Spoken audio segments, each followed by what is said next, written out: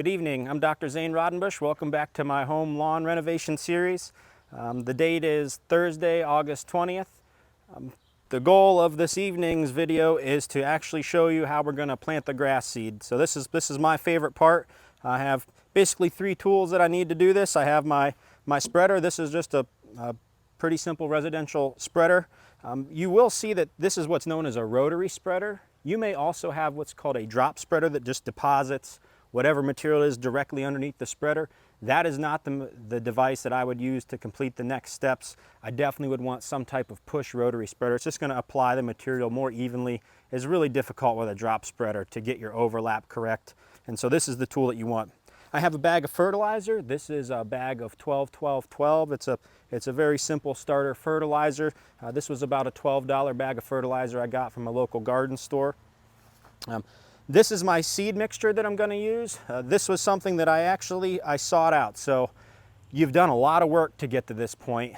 This is not the place to skimp, okay? Turf grasses are perennial plants.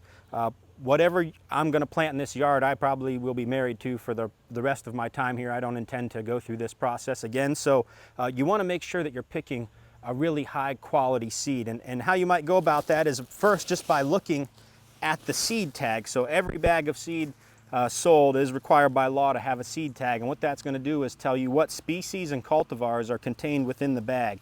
And so I'm planting a mixture. I'm going to plant a mixture that is about 93% turf type tall fescue by weight and 7% Kentucky bluegrass by weight. So we have two different species. The turf type tall fescue is a bunch type grass that does really well in the heat, does well in moderate shade like I have in my yard. And the Kentucky bluegrass is going to provide some of that recuperative ability because it does produce rhizomes that if I have dog urine stains or underneath the swing set where the kids are going to erode out, hopefully we can get some recovery from those rhizomes. I wanted to point out a more specific piece about the seed tag. On the seed tag, they're required to display the percent other crop seed and the percent weed seed. You'll see in this seed tag that we actually have zeros on both. We have no other crop seed and no weed seed. Things that would fall under the other crop could be other turf grass species like annual ryegrass, perennial ryegrass, which I honestly wouldn't be as concerned about. But you may see that Poa trivialis could be the other crop seed, and Poa trivialis is a cool season grass that in the heat of summer pretty much will die. And so we definitely don't want to be having any of that in our bag of seed. And you may also see under the other weed seed, this could be annual bluegrass, orchard grass, other undesirable turf grass species. So when purchasing your bag of seed, you certainly want to make sure that when looking at the seed tag that you're as close to zeros on the other crop and weed seed, because it's not uncommon to find that very cheap bags of seed, you will see that they can be higher percentages of that weed and other crops. So it can be a challenge, I think, for a homeowner to find what we might consider as professionals to be a high quality bag of seed. And the thing that I can recommend to you to do is to, one, check with your local county extension agent, or to go to the people that sell grass seed. People that sell grass seed know what quality product is, and they're certainly going to be able to steer you in the right direction about species and mixtures, etc. So I'm really looking forward to this. This bag in particular, it contains some really good cultivars, and I'm interested to see what the overall stand ends up being, how much bluegrass we actually get to establish in this bag, which is predominantly turf type tall fescue. In terms of spreading the seed, I have about 3,000 square feet in my yard. I want to apply this seed at a seeding rate of 8 pounds of seed per 1,000 square feet. So I need 24 pounds, almost my whole bag, to seed my entire yard.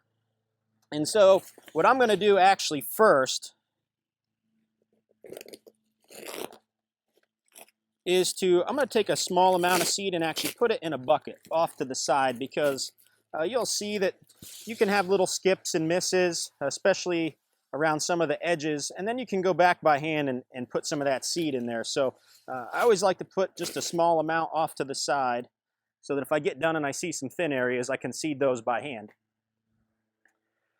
In terms of the setting on the spreader, my goal is to spread the seed in 2 perpendicular directions. And so after making a few passes, I'm probably going to make some adjustments here to make sure, one, that I don't run out of seed before I can make my 2 different directions. And I'm just trying to ideally estimate what should that setting be so that after my 2 directions, I basically have this entire bag of seed used. That is the ultimate goal. If I have a little bit left over, that's fine. I'll go over it another direction. What you don't want to do is have this spreader so open that you might only get half of the yard done and you've used all your seed. That would be a big no-no. So if you want to make an error, you're going to err on the side of depositing too little seed out of the spreader, and all you need to do is go over the yard another time in a different direction. So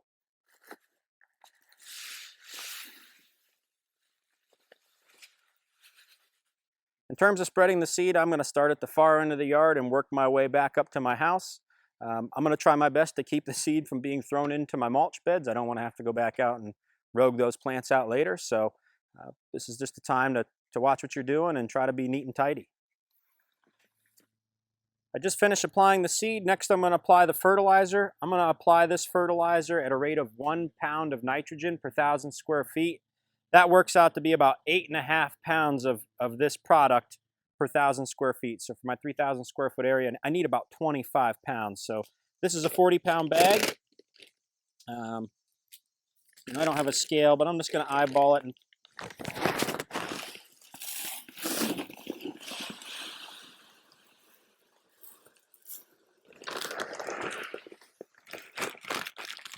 feels like 15 pounds. Same idea as with the seed. I don't want to get half the yard done and find out that I've run out of product. So I'm going to err on the side of caution and go with a lower setting. I'm going to start at the far end and work my way back up towards the house. Okay, we're burning daylight. I just finished spreading the seed and the fertilizer. One last thing I'm going to do before I water this is I'm going to take my leaf rake. I'm going to actually flip it upside down, and I'm going to drag this just real lightly across the turf. And I find that this really helps to get those seeds knocked down into the soil. And so I'm going to quickly do this across the entire yard. I've just finished.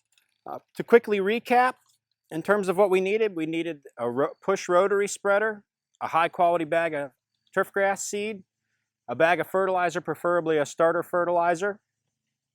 Again, you're going to apply those materials evenly to the yard. I did an 8 pound per 1,000 seeding rate in this instance, and I applied the fertilizer at 1 pound of nitrogen per 1,000 square feet. So, the goal was to get the seed and fertilizer spread as evenly as possible, trying to not contaminate my mulch beds in the area with seed and etc. It's very difficult not to get seed and fertilizer put in those areas, but try your best not to. Moving forward, a really critical step in this process, you saw I took my leaf rake to try to knock those seeds down into the soil. And what we want to do right now is we want to start that germination clock. If you put this seed out here and don't get any moisture, the germination clock has not started. Seeds they need to imbibe that water, they need to absorb that water. That's what starts that germination clock. And so for turf type tall fescue, once you begin to imbibe that seed and continue to frequently water, we should hopefully see it germinate between 7 to 9 days. So I'll be curious to see how long it takes. If you're completing this process and you're watching this video and it's the spring months, one thing that you may want to consider is attempting to find a bag of starter fertilizer that's been impregnated with the herbicide MESOTRIONE. MESOTRIONE is a herbicide that could help prevent some of those annual grassy weeds germinating, competing. It does not inhibit the germination of the desirable cool season turf grasses. So, if you're watching this video and it's the spring months and you're attempting to do this process, I certainly would recommend using a product that contains MESOTRIONE to prevent the germination of those annual grassy weeds. So what I'm going to do now is I'm going to get my sprinkler out. I'm going to saturate this entire area. I'll probably run it for 10-15 minutes in a spot and move it around. And then my next video will talk a little bit more about the watering and some techniques that I use. I have a slick little cheap controller that I use to help it water the grass when I'm not here. So I hope you continue to follow along, and hopefully we have some young turfgrass plants germinating here in 7 to 10 days.